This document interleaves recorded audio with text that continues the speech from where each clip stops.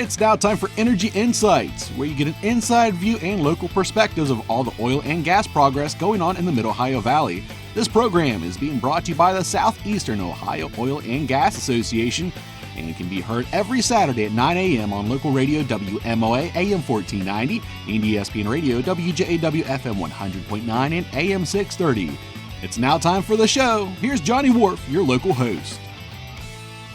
Energy Insights on a Saturday morning, and again, a privilege to be joined by Honorable Representative Greg Walden. He's a congressman from Oregon, retiring congressman, and lead on the Energy and Commerce Committee. Talk about coming in here as a freshman congressman and ultimately end up, and we've talked the last couple of weeks globally about how this Energy and Commerce Committee acts, and so your focus has gone pretty broad, right, in the technology. Yeah, I mean, I came out of your world. My wife and I were small market radio station owners in Oregon, and I'd served in the legislature, and so I understood public policy. But in Oregon, we don't do a lot of energy. We have hydropower for electricity for the most part, and we would import. We had some natural gas, some coal, and then power that came in from Wyoming and Utah that was basically coal-based into the Northwest. But we were very reliant on, and some nuclear, but we're very reliant on hydropower.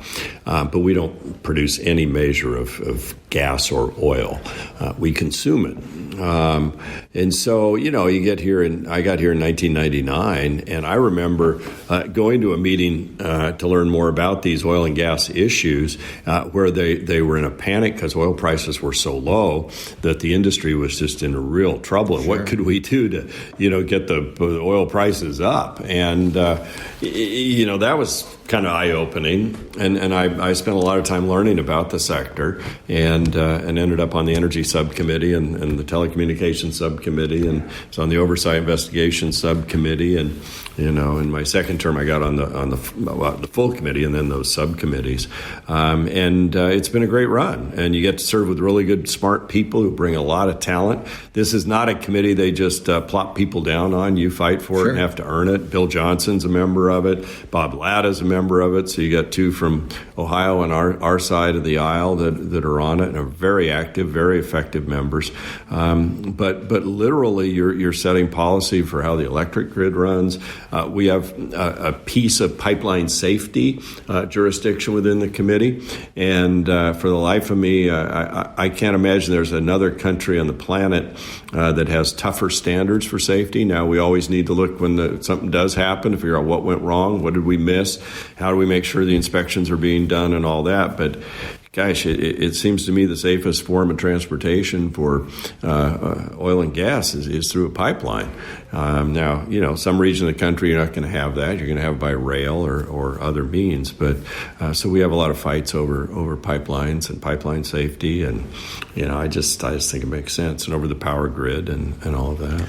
Yeah, so sometimes those fights come with success. Here you're talking about how you came in when the oil and gas industry was trying to figure things out, and then they run across the Marcellus and the shale and Utica, and all of a sudden now there's a lot of people out there saying this is terrible, this is bad, or the opioid crisis in our area is caused by this transient people coming in. So there's a lot of things lined up to shoot down what is coming back around. As an old journalism major in college, I believe in the theory that truth wins out in the end. And that's why programs like this are so important. You can just get the facts out there.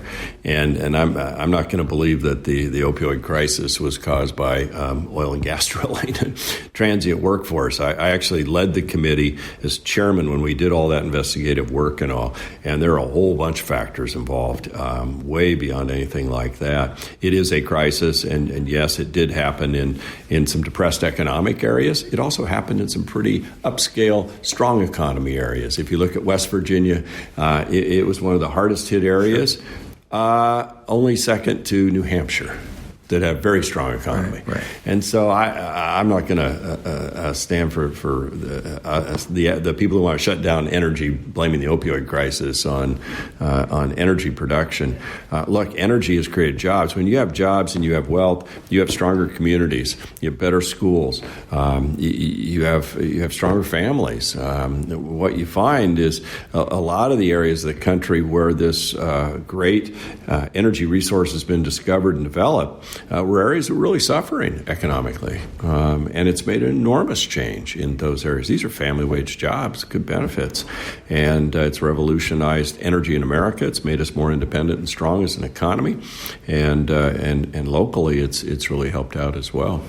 Lastly, as we grow our awareness, and these Energy Insights is the program just trying to learn more about, how we can help, or I'm wondering what 2 or 3 legislative issues would help spur our region, Shale Crescent region, forward that are out. It's probably, a couple of things, and this is less your region than some others, but, we did lift the oil export ban for crude oil.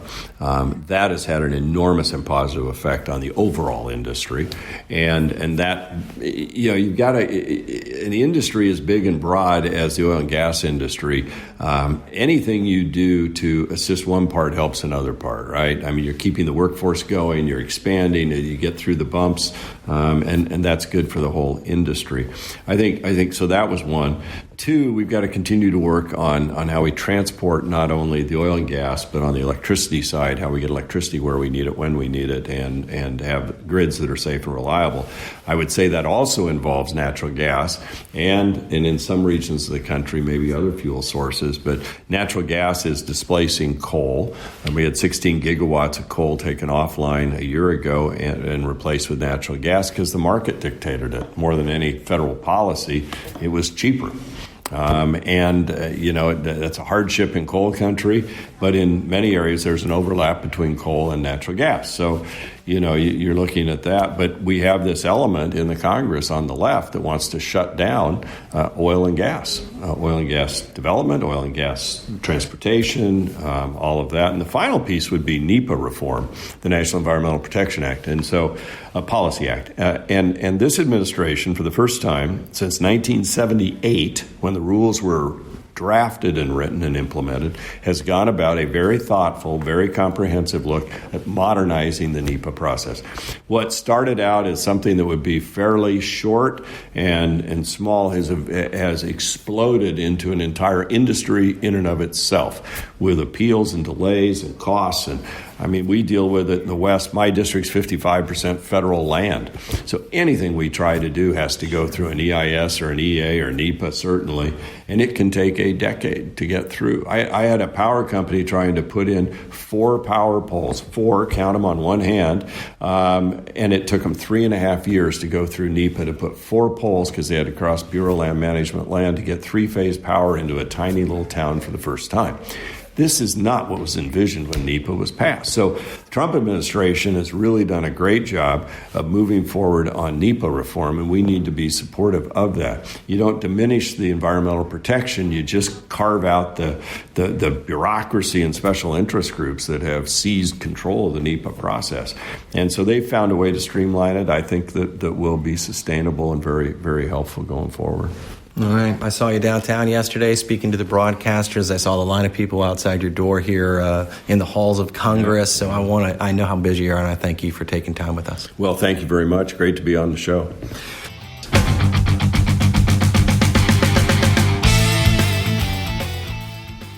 Thank you for listening to Energy Insights, brought to you by the Southeastern Ohio Oil and Gas Association.